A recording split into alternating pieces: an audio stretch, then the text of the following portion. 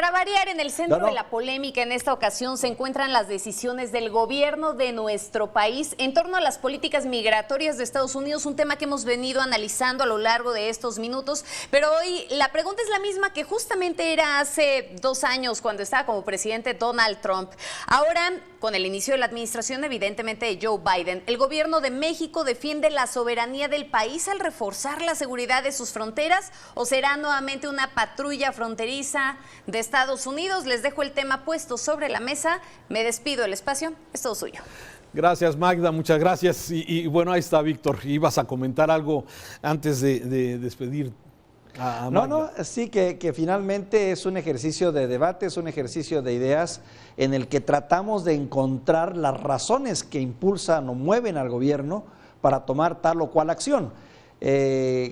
No necesariamente está uno siempre a favor o en contra de ellas, pero sí es importante tratar de ver esa óptica, bajo ponerse un poco en esos zapatos para efecto de que en el ejercicio nuestro auditorio encuentre un punto de comparación y pueda generar una opinión pública, hacer su propia opinión pública, que es lo importante, Raúl. Sí, oye, pero a veces la defiendes con tanta vehemencia que, bueno, pareciera que...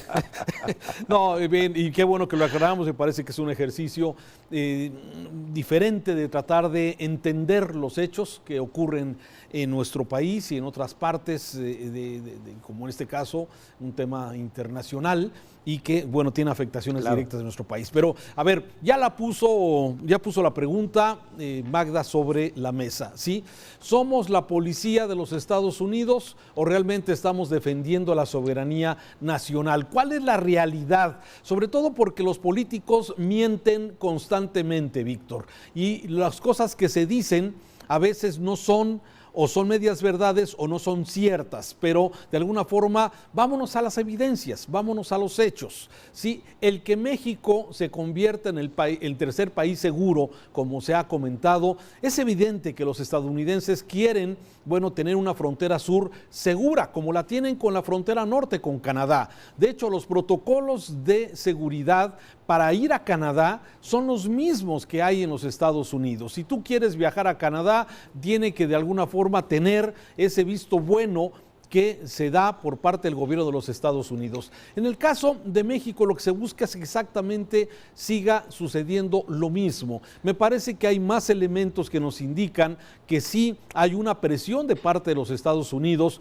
como la hubo con Trump, y que el presidente, a pesar de que los maltratos que hubo de Trump, esos calificativos de que éramos homicidas, drogadictos, ¿sí? Pero según el presidente López Obrador, nos trató muy bien Trump, ¿sí? Y ahora, no era fácil enfrentarse con Trump en este momento, y además de que, bueno, estaba de por medio aranceles a muchos productos mexicanos si no hacíamos lo que pedía Trump, Víctor.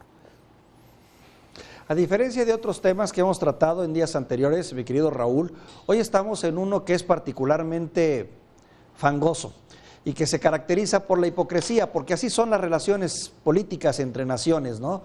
Realmente el discurso que se mueve en el ámbito de las relaciones internacionales es totalmente diferente al discurso que se puede mover entre dos particulares o entre dos personajes o entre dos o hacia el interior propio del país, donde es más criticable. Aquí la hipocresía se entiende como parte del aceitito que mueve las relaciones. Por eso yo no estoy de acuerdo, y te lo diría, en decir que son mentiras.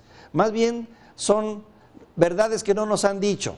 Sí es curioso el hecho de que justamente cuando se habla de un nuevo acuerdo para que nos doten de vacunas los americanos, también justo por estos mismos días se anuncia una nueva escalada de control en la frontera sur y se endurece la mano mexicana con los migrantes.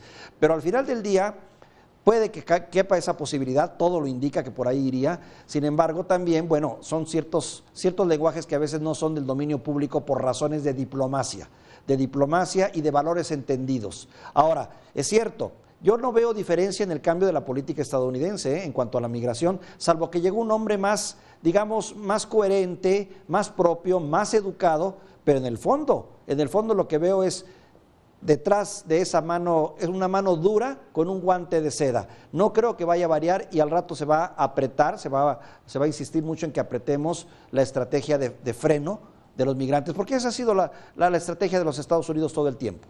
Tú tienes toda la razón. A ver, a diferencia de lo que estamos acostumbrados en México, el presidente de los Estados Unidos tiene un poder limitado. No es como en México, que de alguna forma, y más en esta administración, tenemos un presidente que es sumamente centralista, omnipotente, omnipresente en muchos ámbitos de la vida política, social, económica de nuestro país. En Estados Unidos el presidente tiene una función. Realmente la fuerza, el poder lo tiene el Congreso, lo tiene básicamente los senadores, los congresistas, ¿sí? Y en esto, bueno, el tema migratorio siempre ha generado mucho ruido.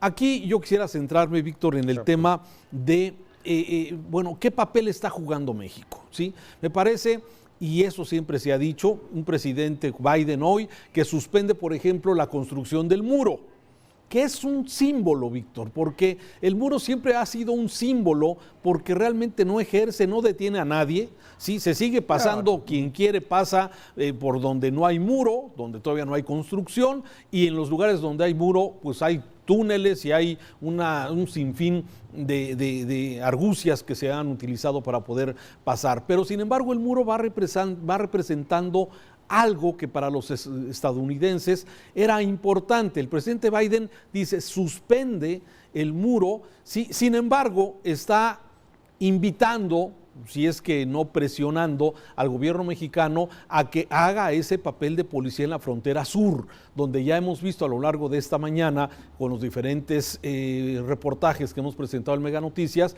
que el flujo de migrantes continúa.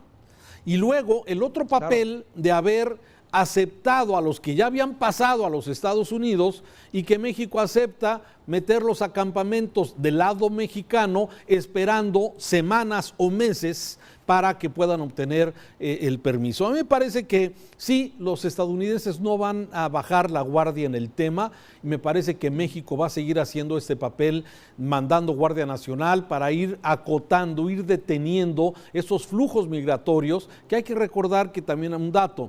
Antes había mucho más mexicanos que intentaban llegar a los Estados Unidos, al sueño americano, y hoy parece que eso se detuvo. Sin embargo, con el tema de la pandemia y la crisis económica que viene por delante, Víctor, podríamos esperar que flujos de mexicanos quisieran volver a intentar llegar al sueño americano, como se le conoce, que no es exactamente un sueño, como también ha quedado demostrado, que lamentablemente, bueno, hay muchos sueños en los Estados Unidos y diferentes realidades con diferentes migraciones.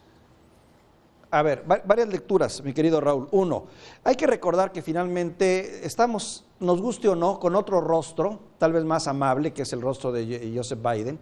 Estamos ante el grandulón del barrio, ¿no? Es el grandulón que cuando se enoja da el manotazo o te decide dar la cachetada y tienes que apechugar porque no tienes la fuerza para enfrentarlo. Esa es una realidad, no la podemos hacer a un lado como país, y sería iluso decir que estamos defendiendo nuestra posición con dignidad.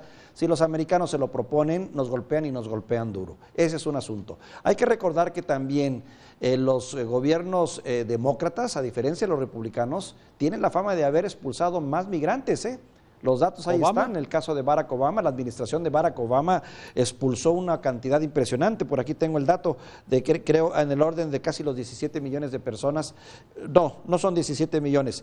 Expulsó un número muy alto de migrantes, los regresó. Eso lo hizo Obama. A diferencia a diferencia del propio Donald Trump, Entonces no tenemos por qué pensar que va a haber un cambio de estrategia en ese sentido. Yo creo que se va a seguir por el mismo camino. Y finalmente también te diría algo que es preocupante.